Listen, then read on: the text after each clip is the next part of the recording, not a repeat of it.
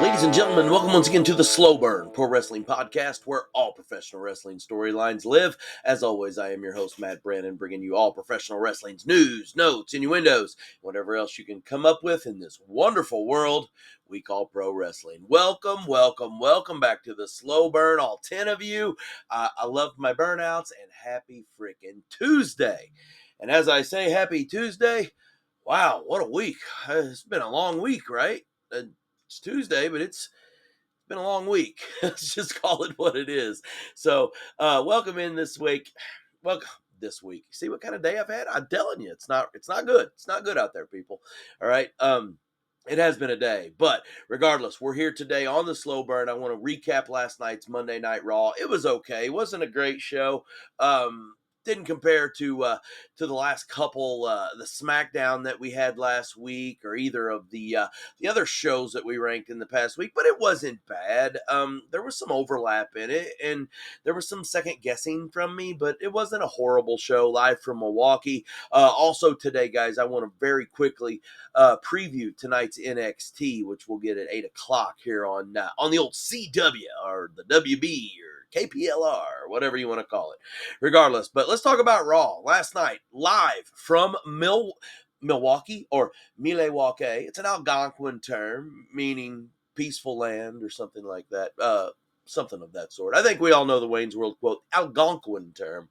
But it was a good show, good crowd. Really enjoyed the crowd. You know, Milwaukee, kind of an underrated wrestling town. Remember the AWA was up around Milwaukee quite a bit back in the 80s when I was coming up with that.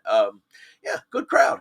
Really, hard to come off of the Chicago thing from Friday night on SmackDown, but still, overall, not bad. So there you go. The way we started Raw was amazing. I really enjoyed the pickup at the very beginning here.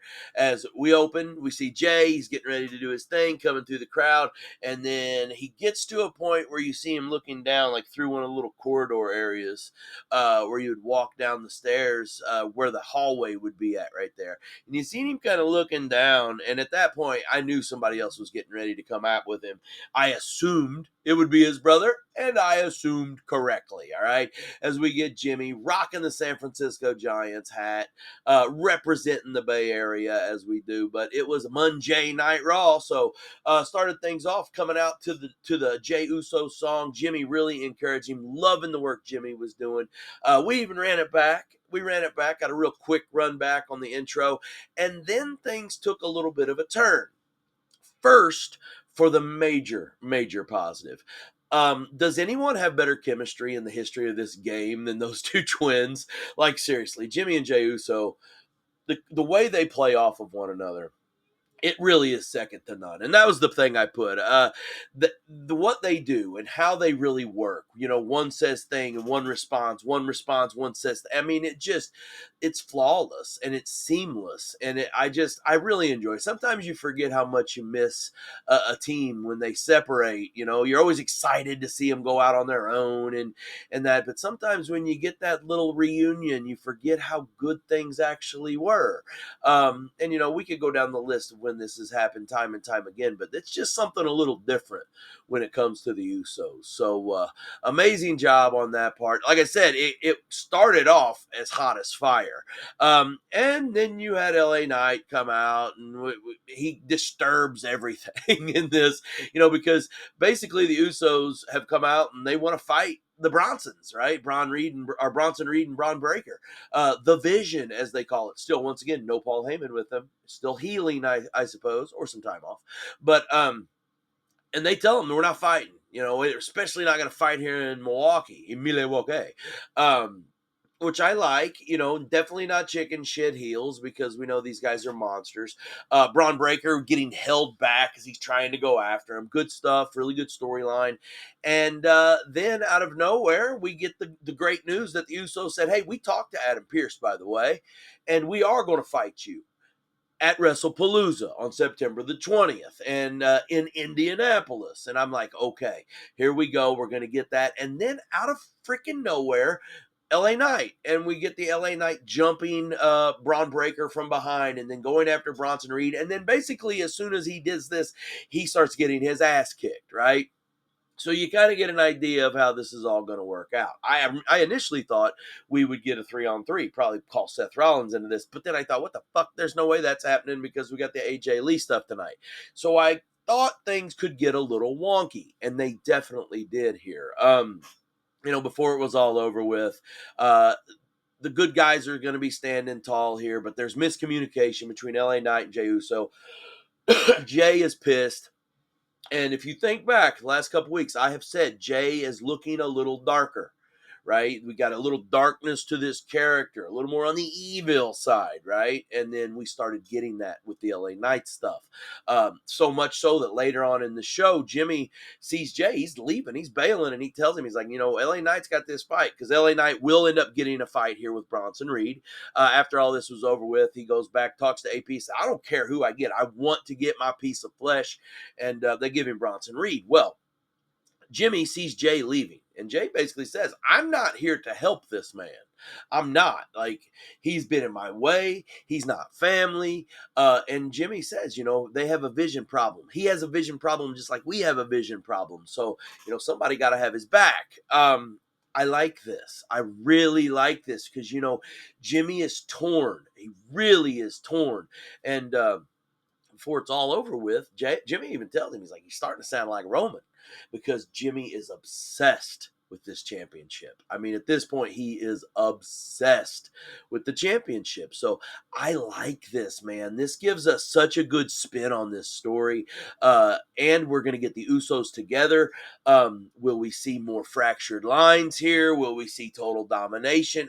This could get really, really damn good, and I'm super looking forward to it. Now, the one thing I will say is how this plays out at the end totally excites me. All right, so just in case I don't get a whole lot of time to talk about it, I'm telling you, the way this finished, the way this story is shaping up is really good. Now, I'm not sure exactly where LA Knight's going to fit in, but we'll get to that point, right? After this, guys, we had a little El Grande Americano action with AJ Styles. AJ, nice little speech that he gives, by the way, mentioning that nobody has his back. This is the first time in his wrestling career that nobody's watching his six here. The Bullet Club's not here anymore, folks, and this has changed things. So he sees things a little differently. This is definitely the clue in, because in this match he's taking on El Grande Americano. And before we know it, we got the new Americano Dos, as he's called, kind of messing this whole issue up here. And it's showing that AJ might need a little backup. That was interesting for the story. I like that part. The match itself, it was okay. AJ doesn't have bad matches. We know that. And this work that this slim German El Grande Americano is doing, like, he's showing that he can go. AJ dominated this match. Like, he really did. This, not a squash match. Americano got in some action. And, of course, we had the interference stuff going on with Americano Dos. But I really thought that this match was very much dominated bell to bell by AJ Styles. AJ goes over here. As far as how it ends, he does get somebody to have his back as Dragon Lee comes out. Sometimes common enemies can create very good teams. And Dragon Lee, I almost said AJ Lee. Dragon Lee comes out. He has AJ's back. He takes out Americano Dos. And before it's all over with, they're standing side by side, shaking hands in the ring. Interesting little piece of story. Now, where does it go from here? I'm not exactly sure. I just really hope that we're not seeing the end of AJ Styles without a push here in the WWE. He's posted the stuff on his Instagram lately. It's the hourglass with his logo in it. I mean, you can infer that means that time is coming to an end, but it's WWE, so you never know where the swerve is coming either. I just don't know. I'm not ready for AJ to bow out yet. He's still got so many good matches left in this career. So we'll see where it goes. Dragon Lee also looks like we're giving a little push to Dragon Lee. Hadn't been on TV in a very long time. Now we're seeing him get a little bit more action. And notice, last two times Dragon Lee has came out not representing the LWO. So that kind of is an interesting little bargain as well. Especially thinking, not sure how much longer Rey Mysterio is going to be out. So we shall see the idea here. Now, backstage, we get the news from Adam Pearce. He lets us know, basically lets Io Sky know, and us, that Stephanie Valkyrie couldn't travel. Not really sure what the situation is on that. I haven't read any of the dirt sheets to see if anything has came up yet.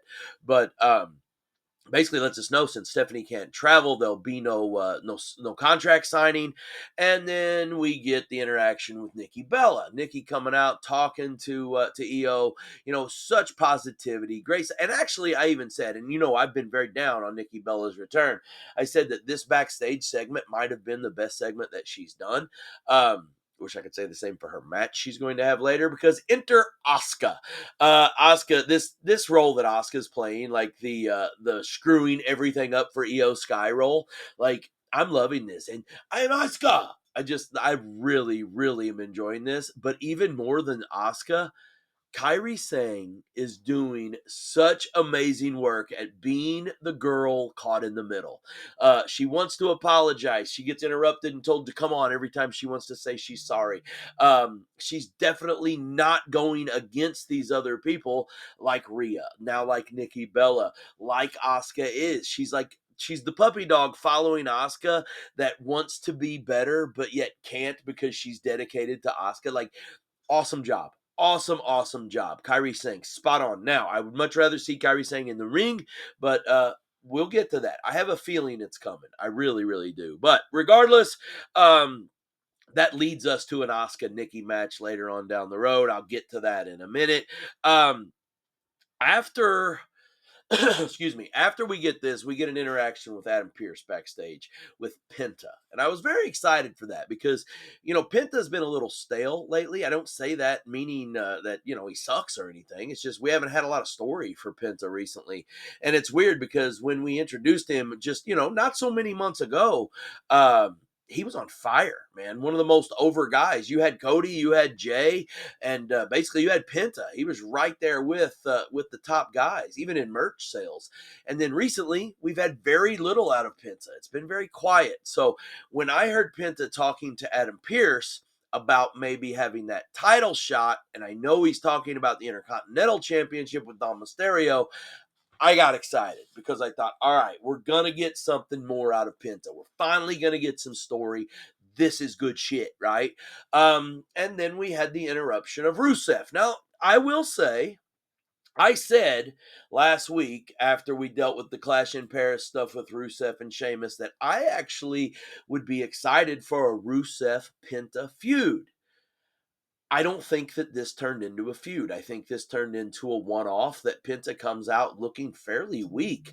And I don't think Rusev got a whole lot stronger here. So we get the match, right? The Rusev versus Penta match. As I put in here, the setup was weird. It was nice to mention it, and I felt like that was a storyline that I could see both of these guys kind of flourishing a little bit in.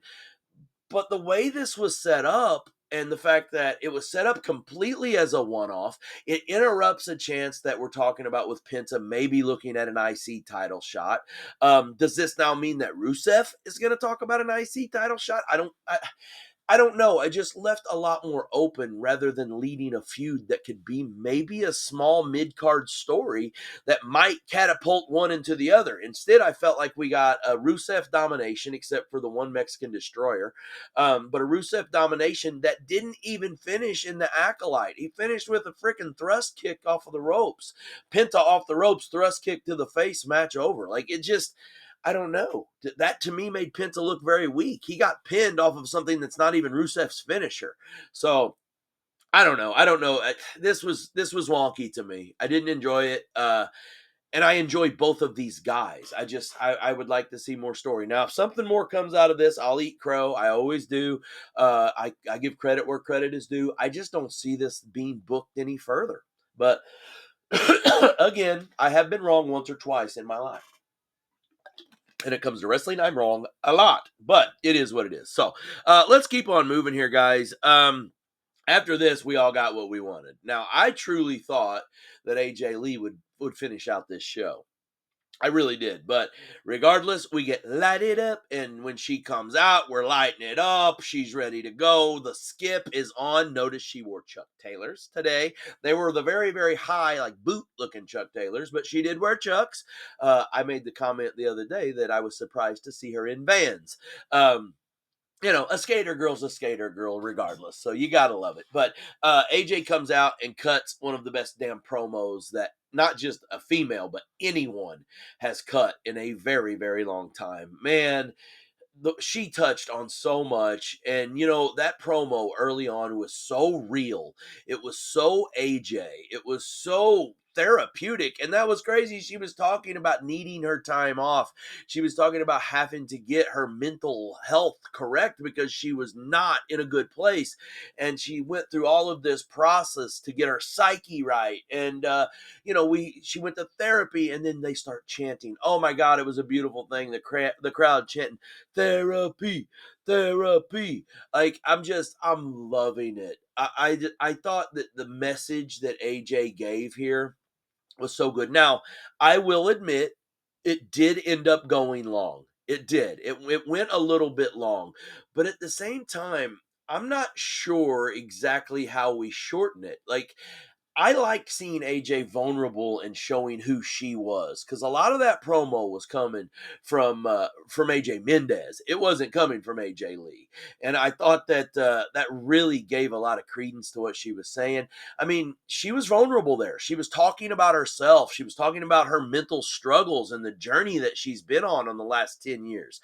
3,000 plus days since she's actually been on Monday Night Raw. Like, that's special, guys. That's special. And, as a person that can respect that, I realize that, things like that aren't easy. And to do that, and then not only be able to do it and do it so well and do it so articulately, she then runs it right into the story, man. She runs it right into the story with Becky and Seth, and how she got tired of seeing this person put her hands on her husband.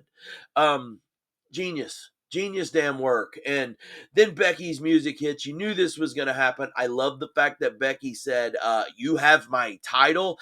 And AJ's like, oh, that's right.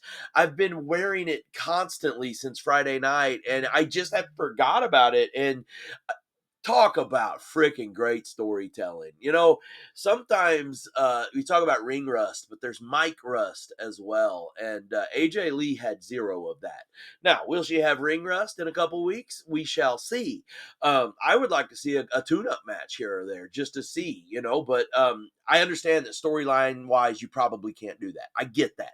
So, basically, AJ says there's two ways to get this belt back. Number one, I could give it to you, right? I could give it to you, but I'm not going to do that. So number one, I could give it to you, and then you could agree to a match, a tag team match at WrestlePalooza, you and your husband versus me and my husband, right? AJ and Punk versus Seth and Becky. Or you can come try to get it right now. And Becky obviously wanted no part of either. So she calls on her husband to come help her. And Seth, he burns it down. And then I thought that the crowd did better. They sung the song, yes. But as soon as the song goes over, they started chanting, that Seth sucked. They started giving him the booze. He definitely played the heel. It goes to show, like I said, if you change his damn music, we wouldn't be having any of this confusion. But we keep dealing with what we're dealing with. So it is what it is.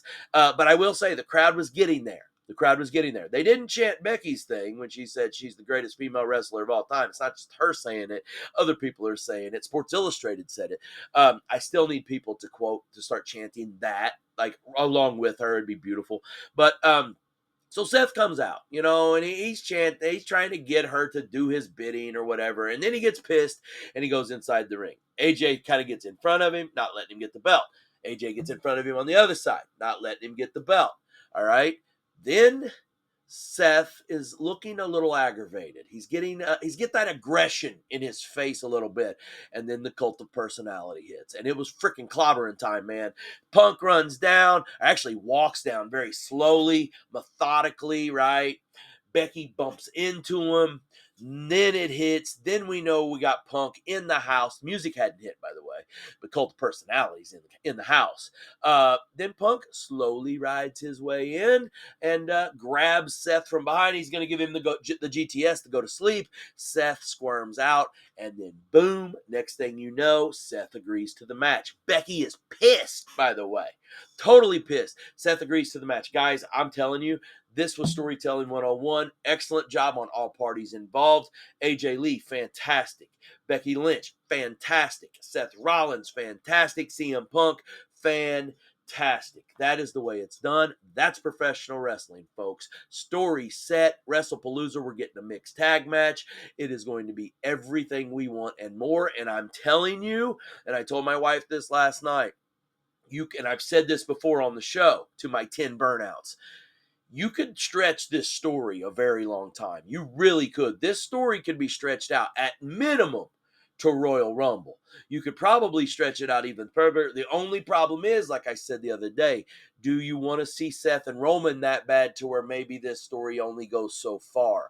And we don't know how long AJ's back for. We don't know exactly all the details. So I hope it's not just this quick little mixed tag match and then maybe an intercontinental match and then it's done. I hope that's not where we're at. However, stranger things have happened. As over as she is already, though, nah, we're gonna stick this thing around. Guys, stretch this story. This story's too damn good. I know that Seth's got that belt. You want belt storylines, but sometimes the bigger storyline overwhelmingly can take over the smaller belt storyline. We're talking about families, folks. So there you go. I loved it. I loved it. I loved it. Wonderful piece. AJ Lee, front runner already for promo of the week, right? Bailey again, guys. We get the Bailey video once again. This might have been the best one. Bailey speaking, her inner voice or voices keep calling her out. By the way, Bailey looking very dark here, had the dark outfit on. I don't know if we're getting heel Bailey. I don't know if we're getting hugger Bailey. I don't know which Bailey we're getting. I want ding dong idiot Bailey, but we're gonna get. Here's my guess. We're gonna get a new Bailey. All right. I think we're gonna get an aggressive Bailey. I think we're gonna get an experienced Bailey that will do anything necessary to get back on top. That's where you choose to be a heel and root for her as a heel and boo her as a heel, fine. If you want to root for her as a babyface, fine. But I think we're going to get a point blank, dominating, aggressive Bailey that's there for gold. And I think it's going to be damn good. And these freaking interview sessions, backstage promos, whatever you want to call them, vignette, I don't give a damn. They have been amazing. Honestly, it's some of the best work that we're doing in WWE right now. Every week it's good. Now I'm really ready to see how the finishing touches end up here because I think we're close. I think we're really close to seeing Bailey in the action that's going to happen. And after what happened with Raquel Rodriguez and Lyra Valkyria earlier in the night, or later in the night, I should say, it is what it is. So let's keep moving here, guys. Taking us to that Rusev Penta match. We called it earlier. Rusev over Penta. I told you what happened. It was what it was. I'm glad it's over. After this, guys, we get that Asuka versus Nikki Bella match. As I said earlier, Nikki was a lot better as far as backstage mic stuff that she was doing. I thought the character was better in that spot. The match itself, though, was not any better than what it was at Clash in Paris. Asuka did everything she could. I'm sorry, man. I feel like I'm picking on Nikki Bella, and I know she doesn't give a damn about me or my 14 podcast people or whatever. Hell, I got 400 something followers. I mean, dick to Nikki Bella. I know that, but I almost feel like it's a disservice right now. She deserves better. She's a Hall of Famer, and I believe she's being set up to fail somewhat, and that's not how we should treat a Hall of Famer. I don't know. Maybe Bree comes back in and all of this changes up. I don't think that's happening either because of Daniel Bryan and his association with AEW. But I don't know. It just wasn't a very good match. It just really wasn't. Asuka goes over. Asuka dominated the match. Really, the pace wasn't great. The timing was off. Let's move on. Right. That brings us to our main event, guys. Bronson Reed versus LA Knight. I said earlier that LA begged for a match with somebody. He didn't care if it was Braun Breaker or Bronson Reed. I knew it was going to be Bronson Reed because they are still working so hard to make Braun Breaker this indestructible force, and I like it. I'm not saying that negatively at all. So we get Bronson Reed over LA Knight, guys. The match was actually really good. LA Knight's doing great work. I've been very aggressive with that. Now, I do like the loner LA Knight that we're seeing right now, so I want to keep that going. But basically, the match itself, you had an idea that Bronson Reed was going to win this, regardless of interference or not, and there was. But there was some good stuff. One of the things I wanted to mention before I go into the match itself, there was a comparison said about Bronson Reed that I have said multiple times. The comparison Corey Graves give to Bam Bam Bigelow. That was awesome, man. Bam Bam, to me, I've mentioned, I think he's the most underrated big man in history. And if I'm going big men, I put Bam Bam in the top 5 without a doubt, as far as my opinion. But the way Bam Bam moved was special. And I've said Bronson Reed reminds me so much of Bam Bam Bigelow. And honestly, Ivar reminds me a lot of Bam Bam Bigelow as well. I don't say they are Bam Bam. Bam Bam's a class of his own, but I do think that there is some comparisons to the Beast from the East, and I think that's amazing. So, but Bronson Reed, man, he was great. All right, he was great in this match. LA Knight was very good in this match. A lot of times big guys have a hard time with tempo of somebody as athletic and as brawly as LA Knight is. The guy brawls a lot. But Bronson Reed keeps up, and I thought that LA Knight did a fantastic job at keeping the match flow going to his pace. But you knew the interference was going to happen. Bronson Reed ends up beating the shit out of him afterwards. And then here comes Jimmy. And Jimmy makes a little noise. What's funny is he kicks Bronson Reed in the face and then ends up getting cleaned out by Braun Breaker. And then here comes Jay. And now it's on. And all of this is going on. They clear it out. Bronson Reed, they had the numbers advantage now, right? And this is what Jimmy was talking about. We got to have each other's back, including LA Knight, or else the Vision's going to run roughshod over all of us. And he was right until he wasn't right anymore. As Jay says, the hell with this, baby faces aren't standing tall, and he spears LA Knight down to hell. Like, oh my gosh.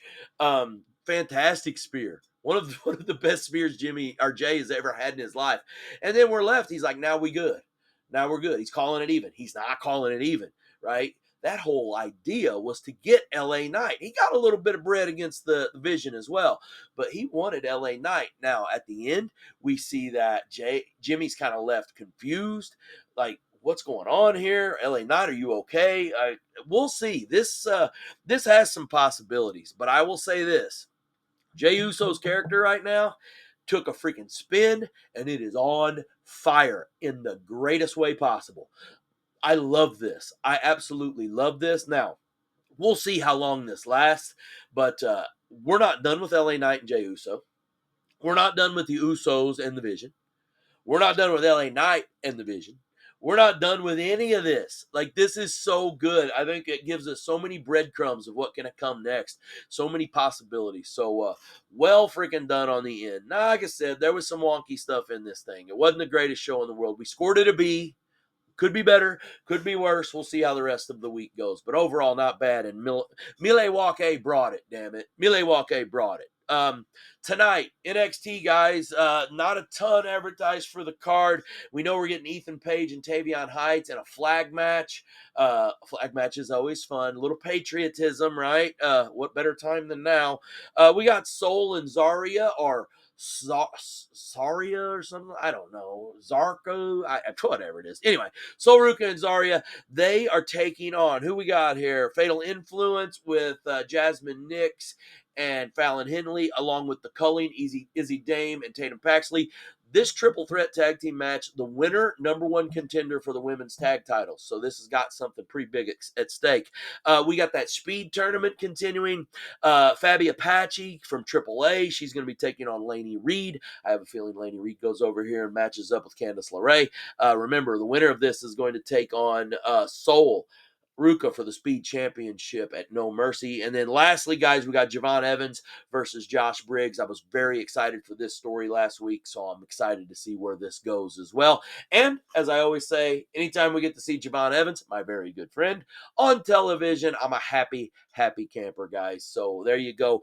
Tune in. Don't forget tomorrow night, Dynamite, Wednesday night, 7 o'clock Central on TBS. It is stacked. It's going to be fantastic. And that's when we will be back on Thursday to recap Dynamite. We'll talk a little bit about NXT as well. And I will try to preview TNA Impact as much as I can. But don't forget, Dynamite tomorrow, and I'll recap the whole thing on Thursday right here at the Slow Burn Pro Wrestling Podcast, where all professional wrestling storylines live. And guys, remember, in this world, we're wrestling everything. Stay on top.